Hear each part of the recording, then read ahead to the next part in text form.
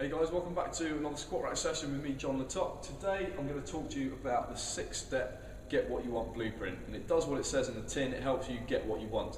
Whether your goal is business or running a marathon or losing fat, the same process can be applied. And obviously I can't take you through every single different type of goal, but we're going to use one example to show you how you can break things down and stop yourself failing a couple of weeks after the new year just because you haven't got a really rock solid plan in place. What I don't want you to do is just suddenly get an idea, I want to lose weight, I'll take the first diet plan, start doing it. It's not going to work. It's going to fall apart because you haven't done the rest of the process. So the first thing we're looking at is what exactly is your mission? So you're telling me you want to complete a marathon. I want you to take that another step further. Why are you looking to complete the marathon?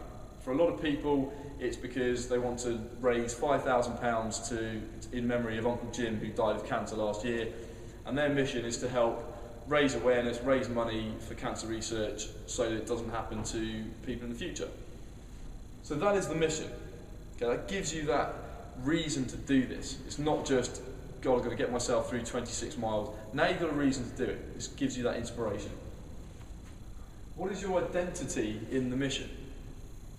If the mission is to raise money and awareness for cancer, there's a lot of people involved in this, so you just need to decide, well, what is my identity?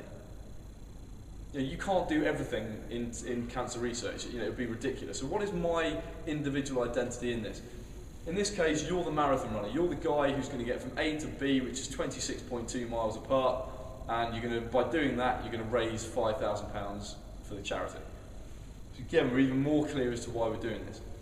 Then we're looking at core values, and you would have heard of core values in terms of business. Every business has these values which are supposed to be the deciding factor in how they operate and how they do things, how employees approach customers, etc. You as an individual need core values as well. What are your core values? For instance, for me, just some base core values are being healthy all the time.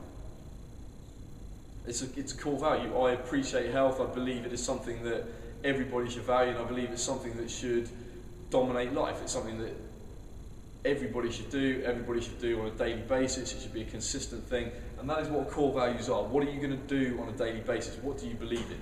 You can talk about the same things, the same as faith and religion and everything else. What are the values that underpin your goal? Once we know that, we say, well, what are the skills and capabilities you need? So plain and simple for you, you need to be able to run 26.2 miles. However, hopefully you're going to take that goal a little bit further. You want to do it in a certain time. So if you say, well, I think I can actually finish the marathon already. I've got good endurance. I think I can finish it. How can I get faster? So now your skills and capabilities, you're going to need to know how to stay flexible. You're going to know how to build strength. How can I build power endurance? What do I need to do in the gym? These are the skills and capabilities that you need to accumulate. Some of them you may already have. These aren't completely new things. I suggest you write down all the things you need, and then you can cross off all the things you've already got, and then again it will hone exactly what steps you need to take to make this happen. And that's something a lot of people miss out on. So you may need to get a professional coach to help you. It may just be a case of researching stuff on your own. But have a list of skills and capabilities that will make sure you can run 26.2 miles in 4 hours, for instance. Once we've done this, we start looking at behaviours. What behaviours do you need to add into your life, and what do you need to take away? It's not just about doing more stuff. We're all busy. We're doing a lot of things day to day. You may have to extract some things from your life to be able to put other stuff in. So if you're watching 2 hours of TV every night, chances are you're going to have to at least reduce that maybe to half an hour or an hour so you can get out and do your run. Okay, that's going to be a core value. One of your core values is I run every day. I exercise every day. So behaviours, what do you need to add in, what do you need to take away? So it's going to be your running, your strength and conditioning in the gym, your nutrition, your mindset training, telling yourself that you can do this. These are all behaviours that need to be identified. And finally, possibly the most important thing, just because it's at the bottom doesn't mean it's the least important, is your environment. What environment are you in? Are you in an environment that's conducive to helping you achieve this mission? If you're surrounding yourself by lazy fat people who are really negative and tell you that running a marathon is stupid and you're going to die and have a heart attack, chances are you're going to end up getting talked out of it. The fact is, every human being is a sponge, and we soak up what is around us, whether it's going in our ears, whether it's going in our eyes.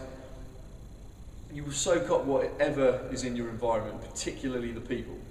Okay, so you need to start looking at who's in the environment. Obviously, people you work with, to a certain extent, you can't do much about it. Most people could go and get another job. They don't believe they can, but again, that's for another video. The point is, you need to be very aware of your environment. If you can't do much about your job, then you definitely need to pay attention to who you're socialising with outside. Obviously, joining a running club is going to be one of the key things here.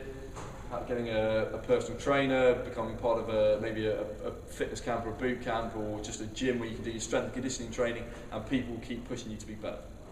Okay, so mission, identity, core values, skills and capabilities, behaviours, and then go and put yourself in the right environment.